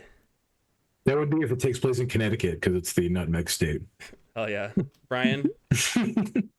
I'm from Connecticut. That's why I know it's such an answer. But number 6. Number 6. Let's see. Oh, this is another 3-pointer. Let's see if I can pronounce this. The clue is Boze, Narodzeni, or Gwiazdka. And the visual you'll get is it's actually Demi Moore's face in weird starfish form from the end of The Substance. The Substance. What's the first part again? Sorry. Boze Narodzeni or Gwiazdka. I don't know. I really don't know. These are good. Heidi. Or I'm just really dumb. 2. 2. One of only. This is our last 3-pointer that's being revealed. This is one of only. This is the other of the only 2 Christmas movies on here, and it's an image of a big, I'll say, electronic dance music type rave concert happening. What a stock photo. What is the hint that it's a Christmas movie? It's one of the only 2 Christmas movies that's actually featured on here. It was the one I almost mentioned earlier when we were talking about our favorite Christmas movies, and I was like, I should have mentioned it way early, and so one of y'all could have tried to remember when we came to it here. But I only remembered it at the very end. I was like, well, we're literally about to play this. Come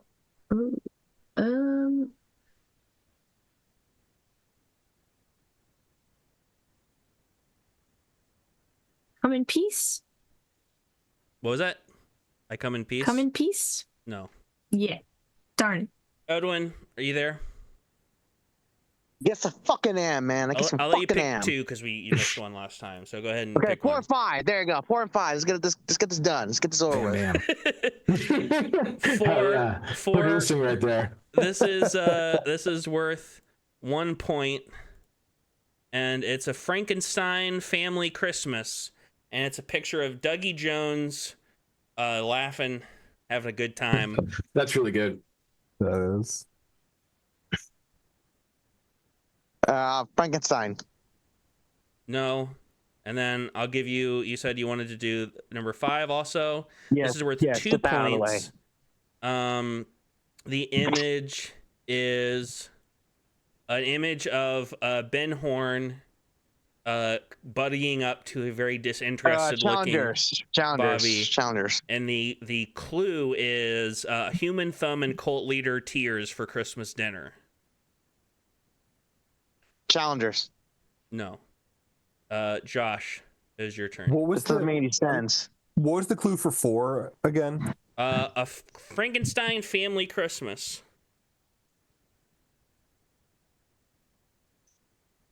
4 things. Correct. Yep, that is one of the 2 movies from 2023. It's the whole that's left over from the previous year. And That's what? That's a it's holdover. It is a holdover. Year? But the holdovers is not on here, or it might be. I don't know. Brian. 21. 21. We only got 3 unopened doors right now. Yeah. Let's see. Uh-oh. That's Tom Cruise. That's Tom Cruise's Cold Trickle from I forget what that movie's called. But Days of Thunder. Yeah, Edwin's got it. Yeah. It was a great movie. It's not a great movie, but I watched it a lot growing up. Is there a Gordon by chance? Is there? No, I should have. Oh my god, I can't believe I forgot that. No. Yeah, the whole time I was like waiting for that to happen. That's good. That's still you got. It's almost funnier that I didn't do it though. Right? Yeah. Heidi, do you want to pick one of these 2 unopened doors? Yeah, 12. 12. This is the war on Christmas between brothers, and the image is of a Santa in front of a J.C. Penney.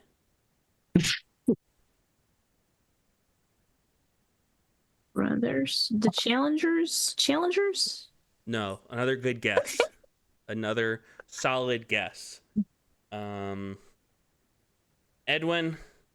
I'm gonna open this last 13th door from you, and then we're gonna go around and start auctioning them off. And you know what? It's a good thing 13 was left for last because, it's character actor Cole Hauser, bad guy of Too Fast, Too Furious. And Son of Wings. What's he been up to these days? I don't know, goofing around somewhere. Yeah. Okay, so the fuck you want me to do with that? Well, no, you would have lost a turn because you would have opened the one that's unopened. Let's just go in order. Number 2, 3 points. One of only 2 Christmas movies on here. I'll give the hint. This is one of the older movies we featured on an episode that was about a franchise.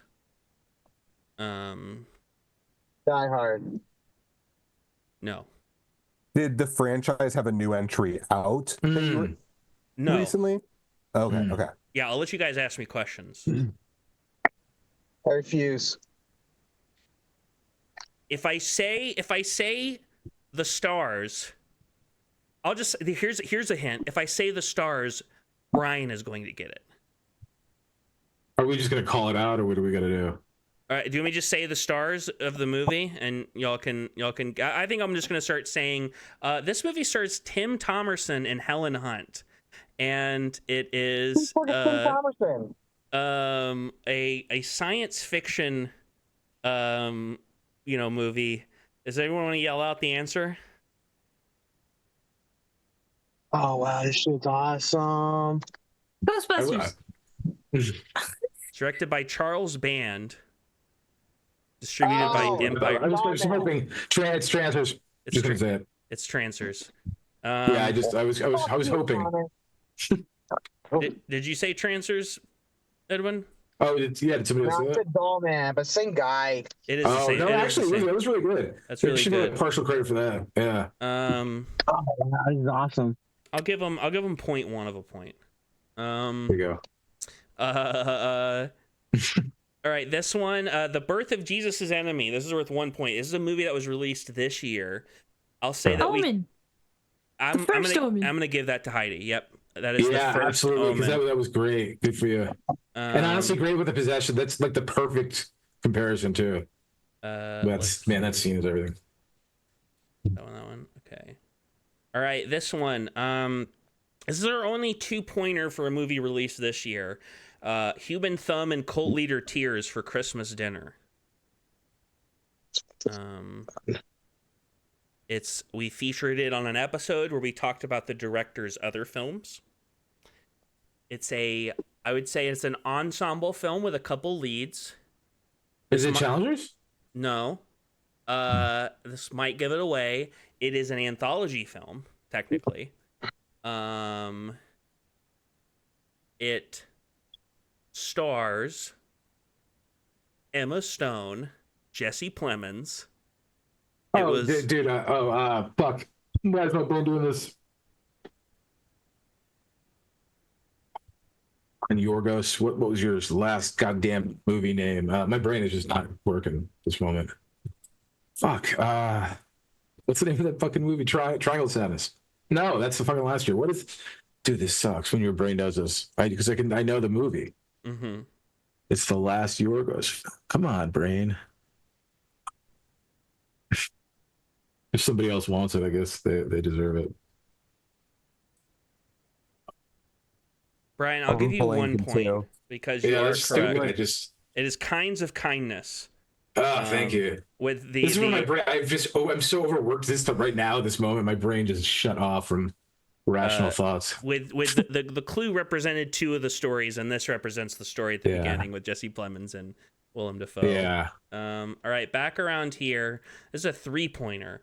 Bosne Narodzene and Arguizadka. This, I'll go ahead and give this, Clint. This is one of the Twin Peaks Club clues. There's not really a whole lot of things you could guess. It sounded like that little guy who talks backwards. Yeah, I was thinking that for sure. I was just. It's not Twin Peaks. Where it correlates. It's a specific other thing. It's a specific thing we covered on Twin Peaks. What? Like not a range of episodes. It's like a. It's like a. Universe. It's a movie. It's a movie. Fire Walk with Me. No. That would have been really good, and that's really actually interesting. Yeah. You probably could have guessed this. Directed by David Lynch. This movie. It stars Laura Dern. Inland Empire. Yeah, that's 3 points for Edwin. He jumped on it. Those words I said that sounded like nonsense. That's Polish for Christmas.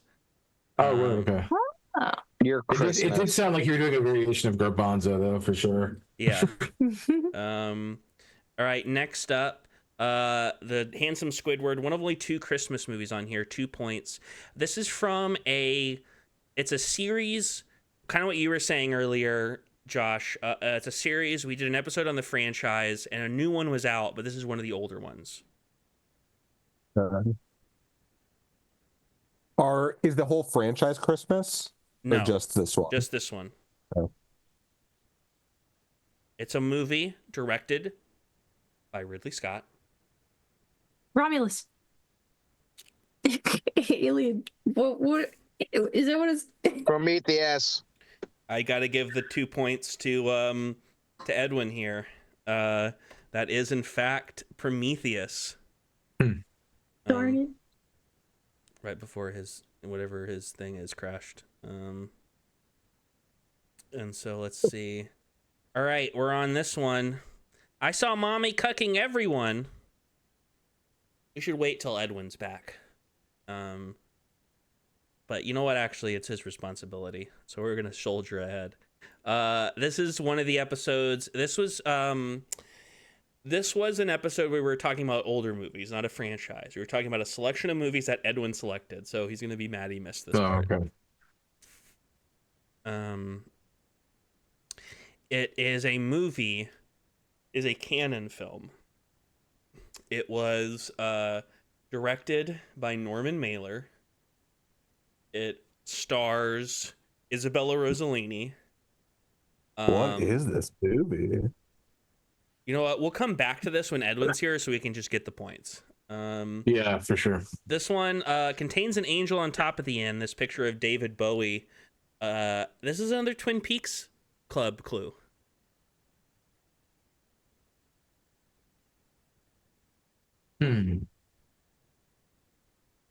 I'll say this. The answer's already been guessed for a different thing.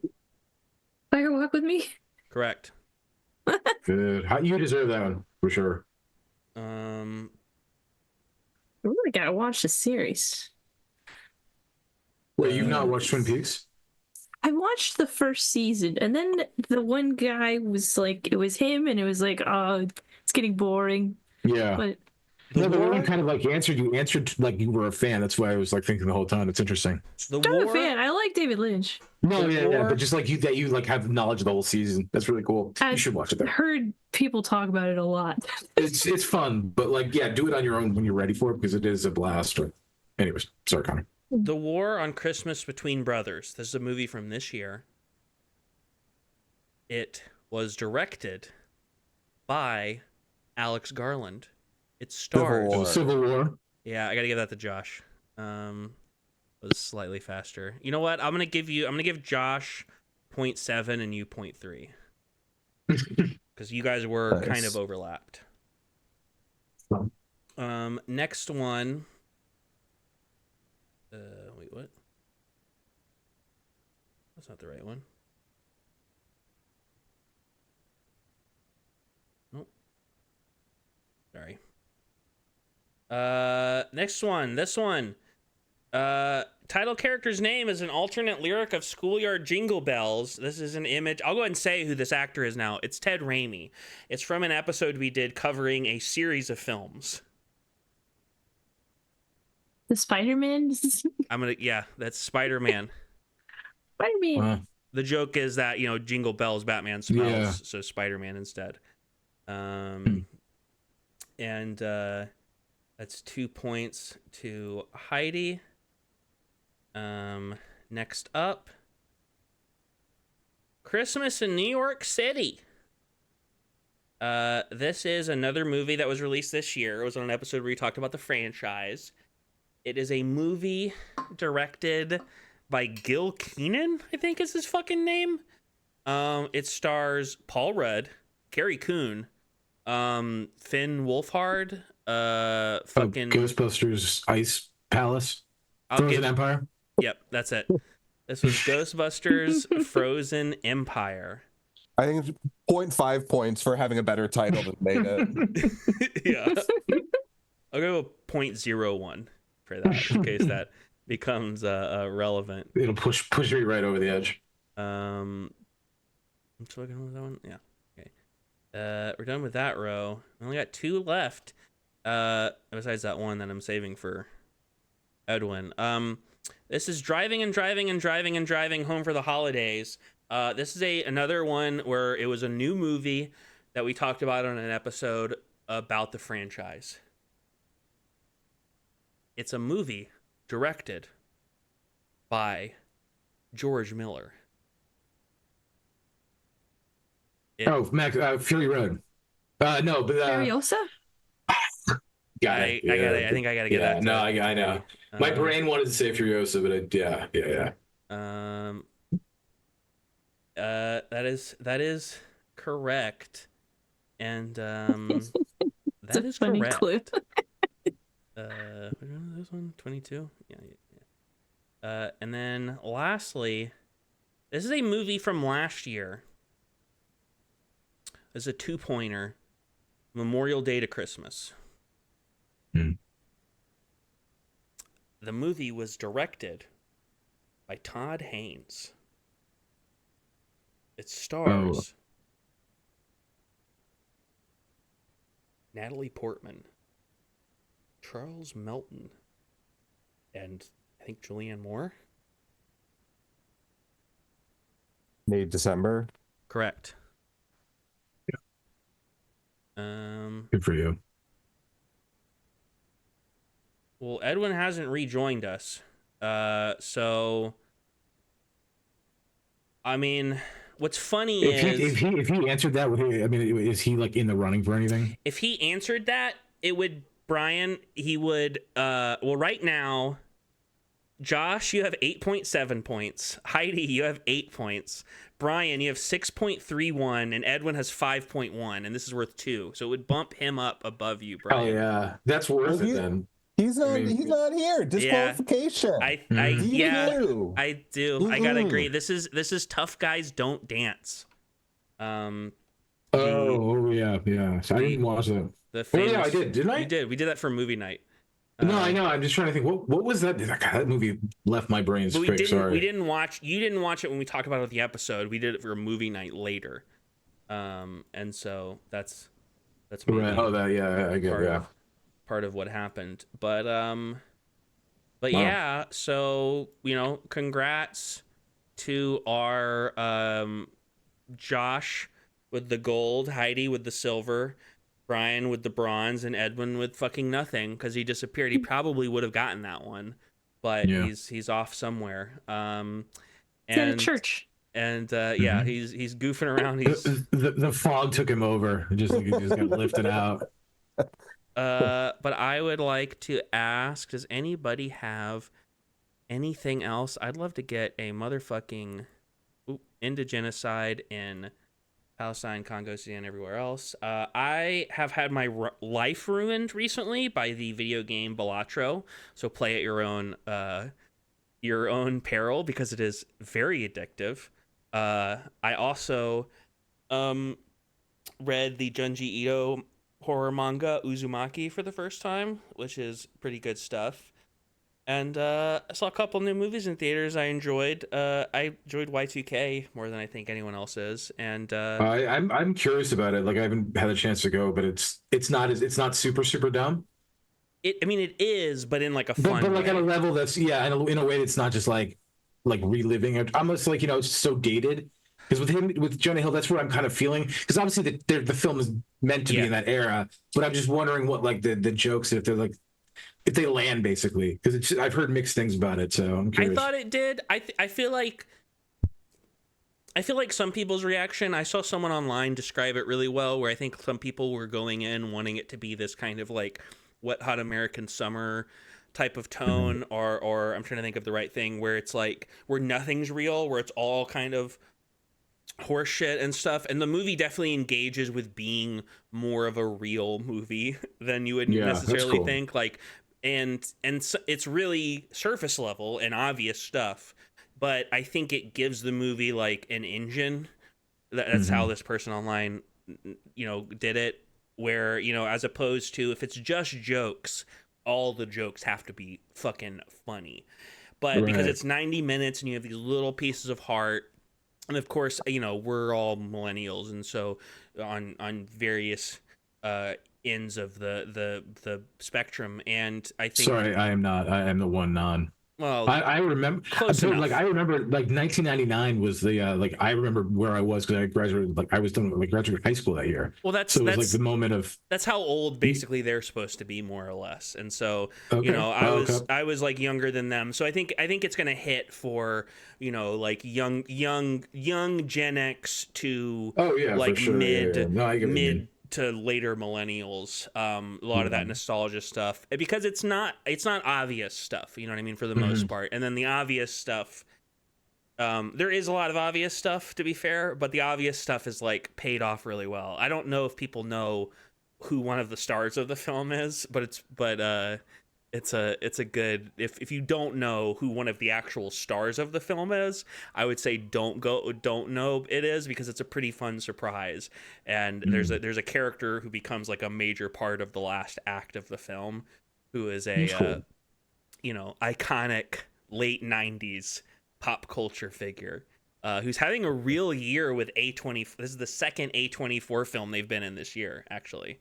So But and I saw the Lord of the Ring anime, and I thought that was cool too. A little sluggish. You can tell that like apparently it was made to like keep the rights to Lord of the Rings in theaters or something, but for something like that, it looks pretty good. You know, you can tell it doesn't have the most budget in the animation, but the backgrounds look gorgeous, and it was a fun little story. And it's like the ultimate horse girl movie. You know what I mean? Essentially. And yeah, y'all got anything? I've been watching a lot of. Sorry. Carry on here, please go. Oh, just I did Carry On. I don't have a lot of thoughts about it. The Netflix like thriller. I want to check it out because I've been watching a lot of bullshit on Netflix lately. Because It's the higher end of the bullshit, I'd say. Okay. There's a lot of bullshit on there. I'm telling you. Like I kind of it's my only streaming channel right now, so I'm sort of just dipping into everything. Some of the stuff you log, I'm like, what is it? No, I'm deep in because I just made this is my when I'm working and doing candle shit. Yeah, I'm just like, man, I just this is it's a chance. It's almost like our Monday. I think Mondays have taught me that I can do this. Mm-hmm. As long as I'm doing something and I'm not just staring at it in the way of like, let's watch this film for the frames and you're paying attention to it. It's mindless bullshit. So it's nice. Yeah, I like that. But otherwise, it's the last theater film I saw was still like it was Nosferatu a couple weeks ago. I can't wait. Christmas Day, I'll be at the New Bev 3 p.m. I can't wait for that. See that on 35. Which in the new year, mid January, we're gonna return with probably our last road to the Oscars, because I feel like a lot more of the big awards movies got kind of released earlier in the year this year because of strike and all that stuff. Comparatively, where like usually December is just packed full of shit, and we talked about The Brutalist early too. It was just honestly, I realized this year it was really just the summer. It was a shitty summer. Yeah. And I think because typically it's like I thought so anyway. Like it just didn't land. There weren't a lot of bangers for me. Whereas like the first part of the year were some I knew were going to be on the top of the list, and then the later half as well. I feel like it was really. Well, I think the first part of the year had a lot of hangover from stuff that was supposed to be released the previous year, like good shit that they were like, we need to have the actors so we can progress. Yeah. And then I think we're seeing some of that at the end of the year here too, to be fair. And I think the reason why there isn't as much stuff as you would think around this time of year is because of the strike. And so movies that were probably supposed to come out around this time are not going to come out next year. It's still stacked though. I mean, this year, honestly, like compared, this has been the best year since 2019. I know obviously it's not a big bar to kind of get over, but like, you know, there's a lot of really good bangers. Like I'm thinking about like even the top 5. I'm not going to be able to have a definitive top 5 this year. I'm not talking about the year as a whole. I just mean how at the end of the year, the later part, we haven't had. There's not the concentration in December. Like a lot of the big, like there's a lot of big awards compared to normal years. I feel like Honora and Sing Sing and Challengers and Dune.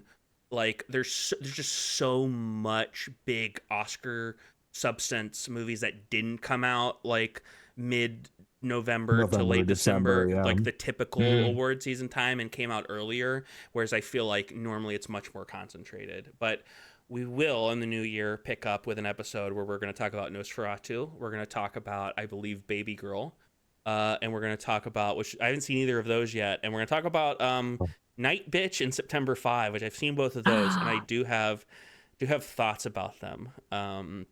I have interesting thoughts. I think which one I like more will surprise you.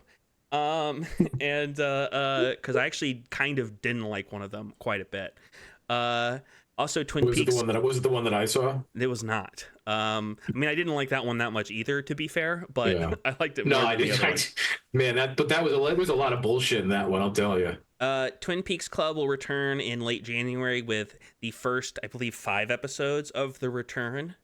I want to thank Brian here for composing our outro. I would like to say, please smash that like button, hit follow, subscribe. We're on CinemaCurse666 on TikTok and Instagram. Share this episode with your local Jewish time travel scientist. Yeah, I think that's about it. So thanks for joining. I don't know where the fuck Edwin went. He just straight up, he just like disappeared. What if the rapture happened and he was the only one of us who got taken? Wouldn't that be fucked up? That would be interesting. Yeah. He was on the good list. But then he gets shot right back though. It'd be like, just imagine Edwin. Yeah, he gets rejected. Just like fuck yeah. But yeah, thanks for joining, guys. Bye bye. Yeah, good time. for having